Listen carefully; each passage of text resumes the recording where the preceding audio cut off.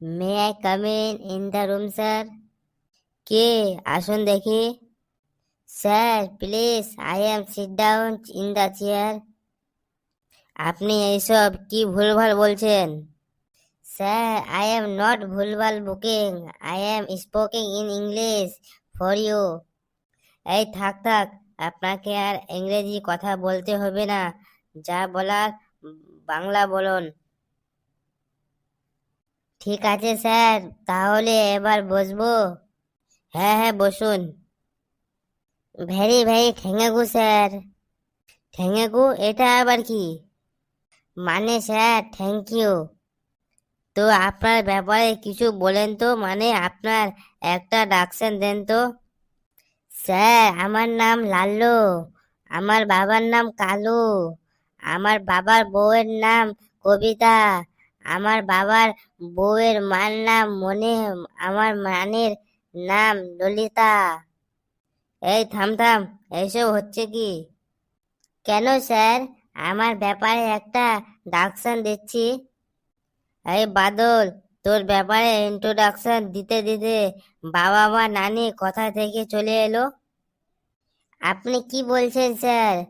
যারা আমাকে জন্ম দিয়েছে, এই পৃথিবীতে নিয়ে এলো, লালন পালন করে বড় করলো, তাদেরকে সাথে না নিলে ইন্ট্রোডাকশন হবে কি করে? বাড়া, এই ছেলেটা মেন্টাল নাকি? স্যার কিছু বললেন নাকি? না না, তেমন কিছু না। এই তুমি বলো, এইখানে কি করতে এসেছো? স্যার আমি এখানে হ্যান্ডেল মারতে এসেছি। এই বাদর, কি বললি রে? হ্যাঁ স্যার, তো কি বলবো? চাকরি ইন্টারভিউ দিতে এসেছি, তারপরে যদি বলেন এইখানে কি করতে এসেছিস, তাহলে বাড়া মাথা গরম হয়ে যাবে না?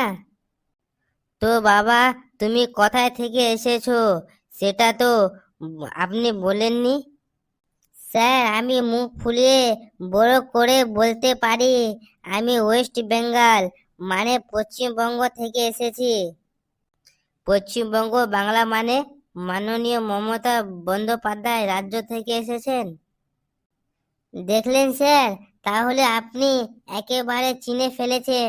বাড়া এই, জানেন তো আমি খুব গর্বিত আমার এই পশ্চিম বাংলা নিয়ে। এই থাম থাম, আমি কালকে খবরে তোমার মমতা বন্দ্যোপাধ্যায়কে দেখেছিলাম। স্যার তাহলে নিশ্চিত মুখ্যমন্ত্রী মমতা কে ভারতে অবার্ড নিতে দেখেছেন? সত্যি ওই রকম ভালো ভারতের মুখ্যমন্ত্রী হয়ে আমাদের জীবনটা অনেক ধনী হয়ে গেল। 12 ধন্য না ধন, 26,000 চাকরি খেয়ে পুরো রাজ্য চলে আর জীবনটা ধন্য হয়ে গেল মানে? বাড়া আপনি এইসব কি বলছেন? 26,000 চাকরি খেয়ে আমাদের ভারতের মমতা পাধ্যায় খেয়েছে? এইসব খেয়েছে সিপিএম আর বিজেপি দুইজন মিলে স্যার। বাড়া একটু মুখটা সামলে কথা বলবেন, না হলে এক্ষুনি আপনার বিচি ধরে ফাটিয়ে দেব, তবে বুঝতে পারবেন আমার বুকে অনেক রক্ত আছে। ভারতের বর্তমান মমতা বন্দ্যোপাধ্যায় চরম ভুক্ত।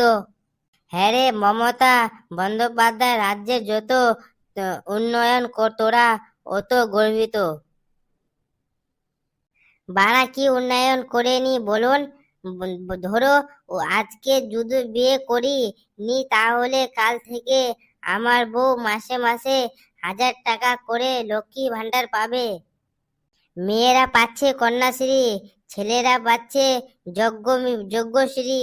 ছেলেরা, মেয়েরা আজকে মাধ্যমিকের পরে 10,000 টাকা করে মোবাইলের কেনার জন্য পাচ্ছেন।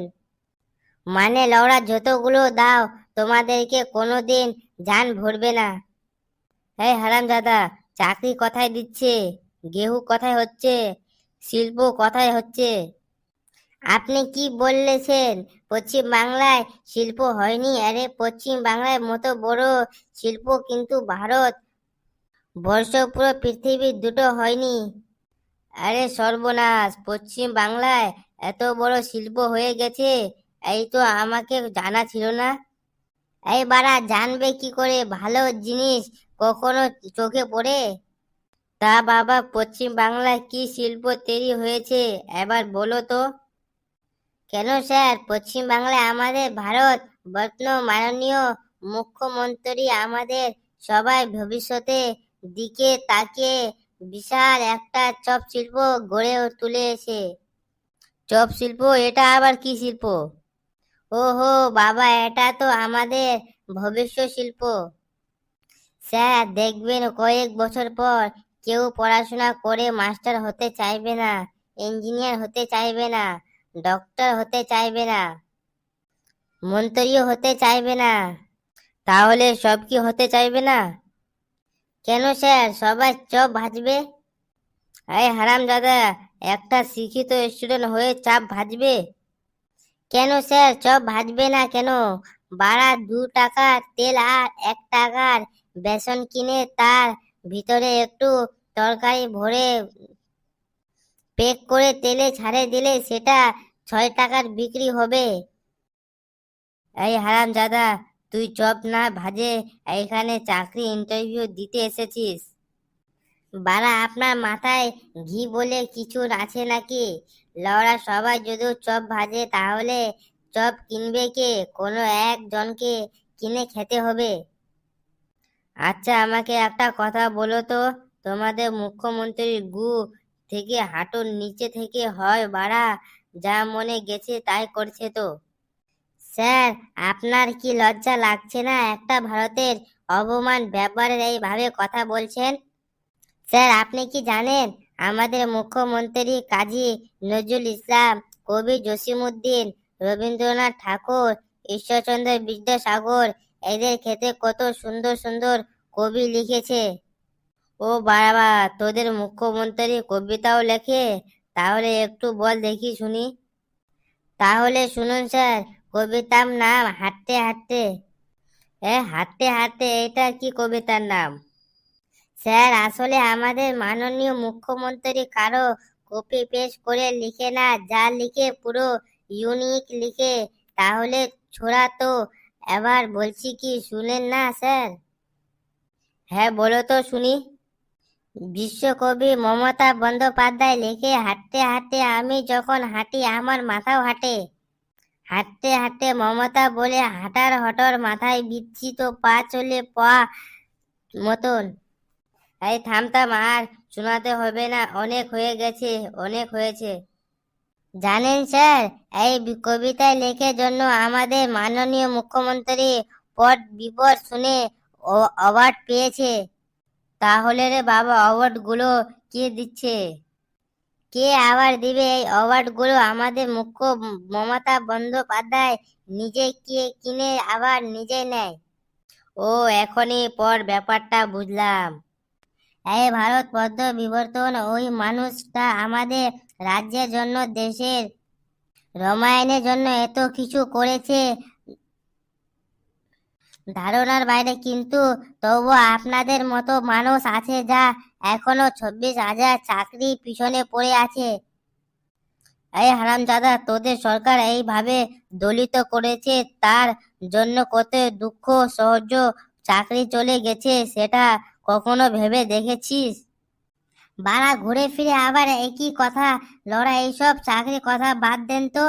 চলুন, আমার ভারত বর্তমান পদ্ম বিভূষণ তেরি মাননীয় মুখ্যমন্ত্রীর কথা ভেবে নিজেদের ভবিষ্যৎ দিকে তাকিয়ে পুরো রাজ্য তাকে চপ শিল্প ভরে দিয়ে আজ থেকে পড়াশোনা ছেড়ে চপ ভাজা আমাদের জীবনের এক যুক্ত লক্ষ্য করে দেখি। কারণ আমার দ্বিতীয় বিশ্ব আমাদের মাননীয় মুখ্যমন্ত্রী একদিন পুরো রাজ্যটাকে চপ ভাজা বেচে গার মেরে নেবে। কারণ মা মাটির মানুষ 14 বছর ধরে বাংলায় গার মেরেছে, পাচ্ছে, আর আগামী দিনেও মেরে ফেলবে। তাই একবার সবাই বলো জয় বাংলা। বাংলা নিজের গুরু চাই।